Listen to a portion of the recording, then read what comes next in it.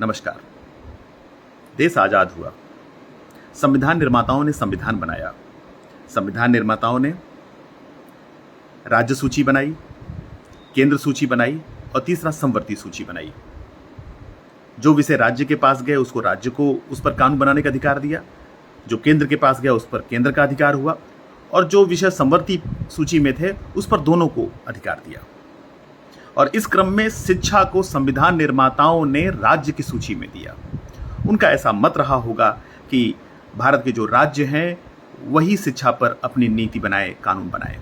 मुझे ऐसा लगता है यह चूक भी हो गई। फिर भी आगे चल करके इंदिरा गांधी जी ने जब 42वां संविधान संशोधन किया तो उन्होंने शिक्षा को राज्य सूची से हटा करके समवर्ती सूची में डाल दिया, यानी वह राज्य और केंद्र दोनों का विषय हो गया।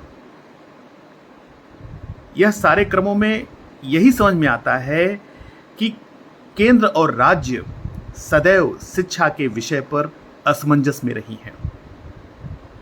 वो निर्णय ही नहीं ले पाई कि भारत की शिक्षा व्यवस्था का आधार क्या हो। और आज़ादी के बाद हमने जो पहला ही शिक्षा मंत्री दिया वह कोई शिक्षाविद नहीं था। लगातार कई पंचवर्षीय योजनाओं में हमने जिन जिन लोगों को शिक्षा मंत्री बनाया वो यही बताता है कि उस समय की जो सरकारें थी वह शिक्षा के विषय में बहुत गंभीर नहीं थी। ऊपर से वामपंथियों का जब कब्जा शिक्षा पर हुआ तो उन्होंने झूठा इतिहास लिख करके भारत के युवाओं को एक प्रकार से गहरे अंधेरे में डालने का काम किया। आप समझ सकते हैं। और ऐसे में जहां राज्य की सरकारें, केंद्र की सरकारें शिक्षा के क्षेत्र में असमंजस में हैं, उसका स्वरूप क्या हो, ऐसे में राजनीतिक दलों ने शिक्षा को अपने राजनीति का औजार भी बना लिया। यानी जो भारत के जो युवा थे, जो भारत के भविष्य थे, उनको बांटने का काम किया। शिक्षा के क्षेत्र में कैसे बट करके लोग राजनीति करने का अपनी रोटी सेक सकें, वह भी इस देश में हुआ जो अभी तक चल रहा है। और इन सब कारणों से एक भ्रष्ट व्यवस्था, एक भ्रष्ट सिस्टम जन्म लिया, जिसने ऐसा कब्जा बनाया कि कोई भी आए जाए उसे कोई फर्क नहीं पड़ता है। नेता तो आते जाते रहते हैं, सरकारें बनती बिगड़ती रहती हैं, लेकिन वो व्यवस्था बनती है और वो है व्यवस्था भ्रष्ट व्यवस्था। और शिक्षा तो आज निजीकरण के हाथ में है। शिक्षा तो आज पैसे का क्षेत्र है, कमाई का जरिया है। तो जब शिक्षा कमाई का जरिया हो गया है, पैसे कमाने का जरिया हो गया है, तो फिर पेपर लीक नहीं होगा तो क्या होगा? वो तो व्यवसाय का रूप हो गया, वो तो बाजार के हवाले हो गया। पेपर लीक तो तत्काल का मुद्दा है। जो शिक्षा की दुर्गति है वह तो बहुत लंबे समय से हो रहा है। सवाल है कि जो भी नेता वहां उपस्थित हैं, कांग्रेस के जो वहां पर नेता उपस्थित हैं, जो आज सड़कों पर प्रदर्शन कर रहे हैं, विपक्ष के नेता, क्या अपने गिरबान में झांक कर देखें कि क्या उन्होंने अपने शासन व्यवस्था में, सत्ता जब उनके पास थी तो उन्होंने शिक्षा पर क्या काम किया था? उन्होंने शिक्षा में कौन सा सुधार काम किया था? अरे हमारा तो ऐसा दुर्भाग्य है कि हमने तो ऐसे मुख्यमंत्री पाए जिन्होंने नकल करने का मतलब एक प्रकार से राजनीति किया और कराया भी। हम अपनी तुलना करते हैं चीन से।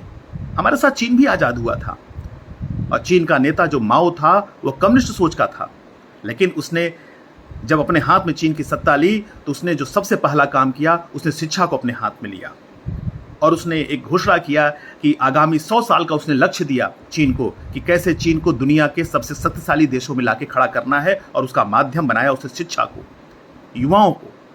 उसने अपने देश के युवाओं के अंदर देशभक्ति, चीन के प्रति देशभक्ति, कर्तव्य, अनुशासन, यह सब उसने सिखाने का काम किया।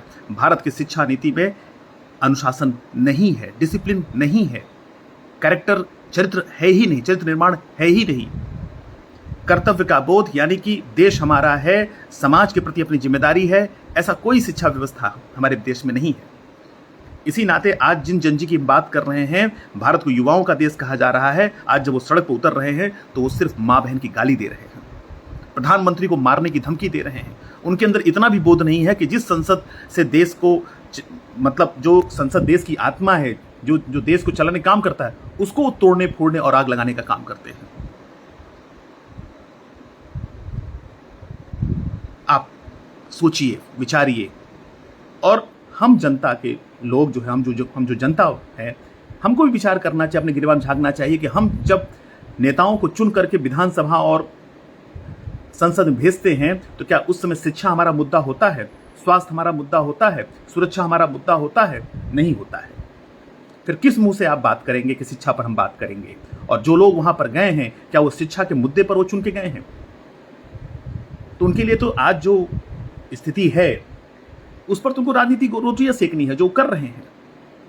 सवाल है कि मंत्री तो हट जाएंगे, लेकिन क्या वो जो भ्रष्ट व्यवस्था है, जो शिक्षा की दुर्गति है, उस पर ईमानदारी से काम हो पाएगा? क्या ये जो राजनेता वहां उपस्थित हैं, जिनके लिए शिक्षा कोई मुद्दा नहीं है, एक राजनीति का हथियार है, क्या वह उस पर ईमानदारी से काम कर पाएंगे?